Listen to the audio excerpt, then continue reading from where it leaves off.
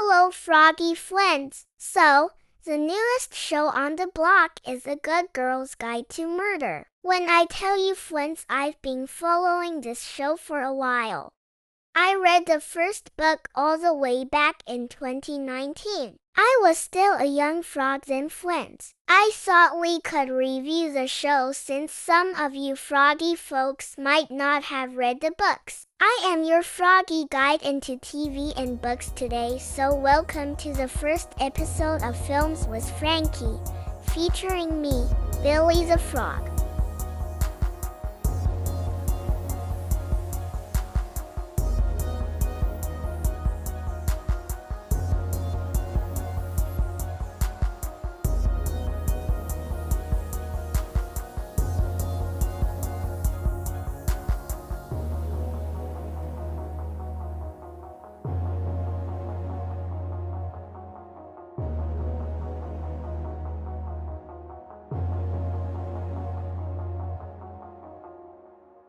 A Good Girl's Guide to Murder focuses on our main character, 17-year-old Pippa Fitz-Amobi, an A-level student completing her final year of school.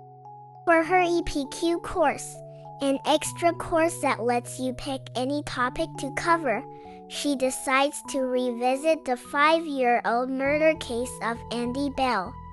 Little Kilton, a small English town, is convinced Sel Singh, her boyfriend at the time, is her killer, but it was never officially confirmed.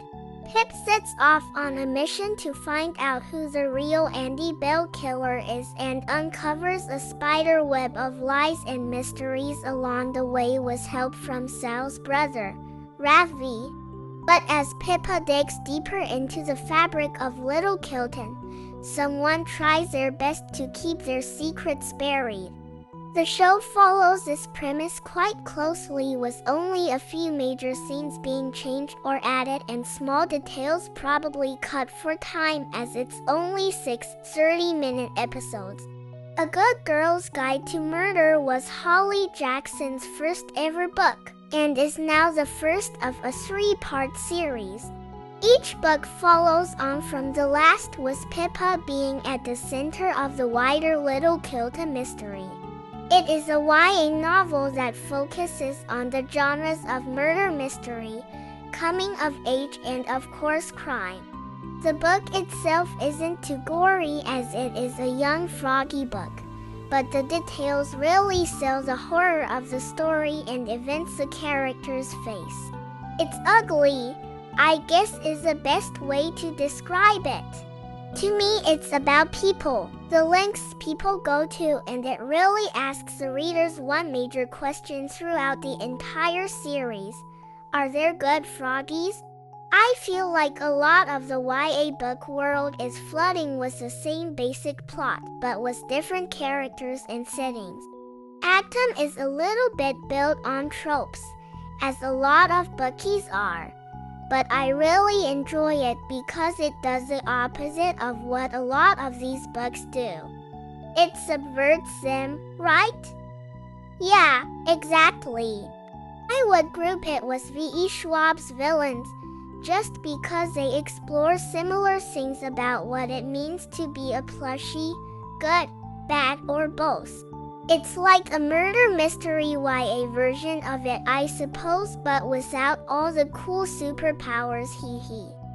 I remember reading it, and I got all funny looks from other froggies because of the title, hee. It was probably one of the first books that made me really think about books as a whole. Once you read that one really good book, your view on books is changed forever. I curse V.E. Schwab and Holly Jackson for their unique writing. I can never go back to reading any old YA book ever again. Oh friend, I feel you. So with all the important stuffs out the way, why don't we hop straight into what we thought about the show itself, and then we can compare the two for our lovely froggy watchers. Sounds like a plan. Okay, so overall we would rate the show about a 6 out of 10. For a young froggy show, it's pretty good. The opening tries to hook you in, and there's a lot of fun visuals like the ribbons and Andy's mural the show opens in on, or unique ones like the forest cave. It's very colorful and the outfits are fun too. Although sometimes it's a little cringy, but that's young adult shows for you. Gotta sprinkle in a little cringe for the visuals and drama. And being a young froggy is being a cringy little fellow most of the time, hee hee. They used a lot of music that I recognize, although I feel like they could have added it better because sometimes it drew me out of what was happening. We basically watched it in one froggy sitting, so it kept us there, even if we didn't like some of the changes it made. It's definitely an amazing and interesting story, but the pacing was a little too fast for my froggy tastes. More build-up and details to make the reveal more chunky and satisfying would have been great and definitely bumped up the score. But we also know that they only had 6 episodes to tell all the details of the mystery. It would be higher too, but some of the effects hurted my eyes. Some points feel like the heart-stopper effects which make a scene even better. But then others like the party ones are very ouchy and pulls me out. They're supposed to make you a little dizzy, because that's the vibe of the party, so you feel like the characters do, but they just pulled me out. It was a major oof on the show's part. Also, some of the places, like the forest cave, are a little weird and distracted me too. I was watching the party scene and just kept thinking about the cave. It felt a little weird to me. Like, why are you friends partying in a Minecraft cave? Maybe I haven't been to enough cave parties, hee hee. I'm not very good at rating humans' acting skills because we're little autistic froggies, but I think it was typical BBC acting. Sometimes it's not too bad, but we were both watching the show, knowing it was a TV show. It didn't draw us in. Yeah, it was a lot harder to empathize with the peoples in the show rather than in the book. I like that Pippa is a little autistic coded still, but they really draw your attention to how weird or crazy she is. At first, it's a little funny, like yeah, Pippa is a strange little fellow, but they said it a lot, so it felt less jokey and more judgy, which I didn't like. Pippa is supposed to be annoying. She pushes peoples and what is normal. I mean, she does some crimes after all, but they really pointed it out. Pippa does hurt people, and she should say sorry for hurting them, but she shouldn't be sorry for being hyper-fixated on this case. That's just who she is. Also, she wants to stop a murderer. IDK, how that's bad. Okay, I think now's the perfect time to compare it to the book. Let's start with what you said, Flynn. In the book, Pippa knew Sal. They were friendly with each other. But in the show, Pippa feels guilty because she told Sal where Andy was. I don't like this change because it changes Pippa and how we see her. It makes Pippa seem selfish, that she only wants to help because she did something wrong, instead of Pippa wanting to help Sal because she feels like they judged him unfairly.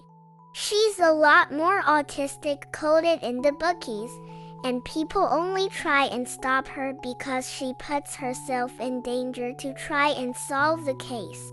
They're worried. Pippa is also a lot more smarties in the books.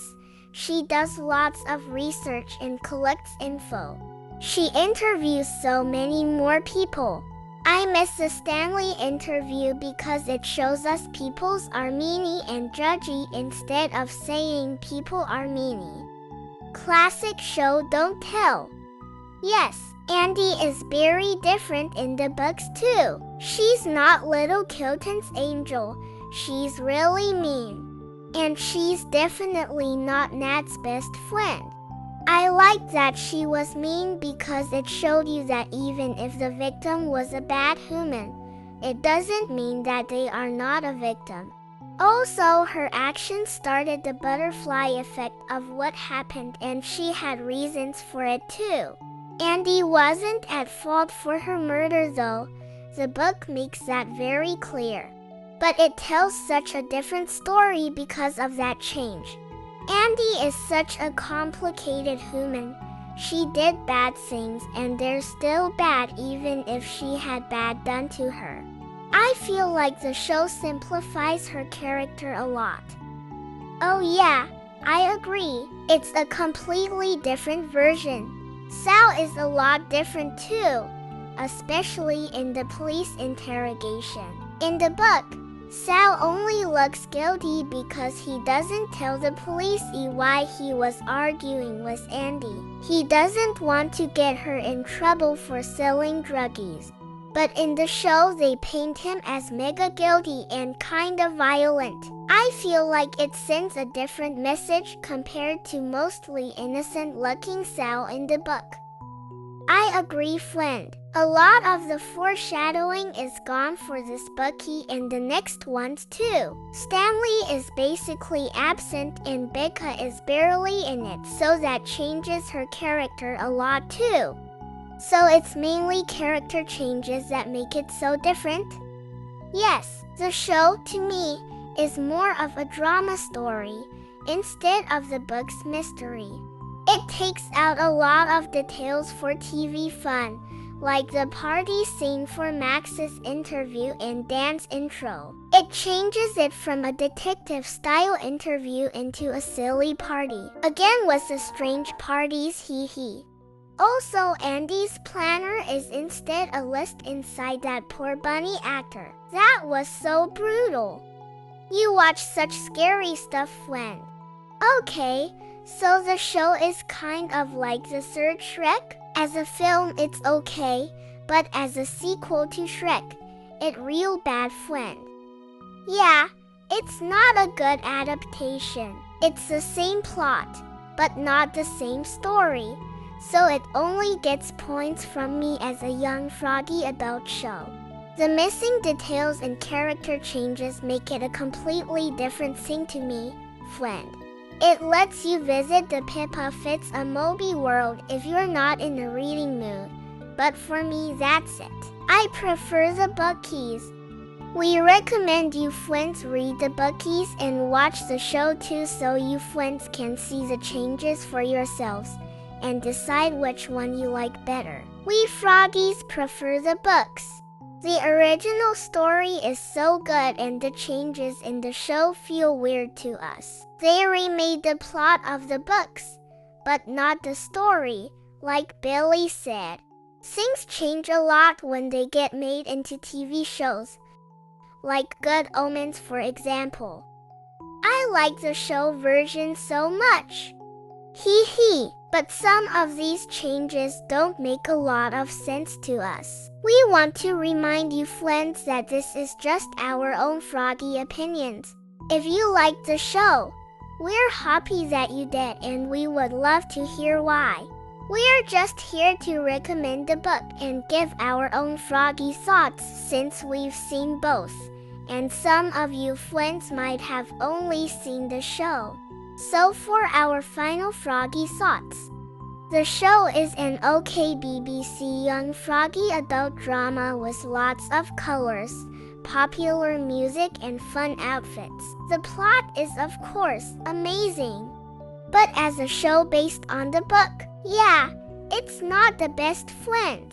There's so many differences that seem small, but add up over the episodes. If they make another season for the second book, it would be a little awkward because of that.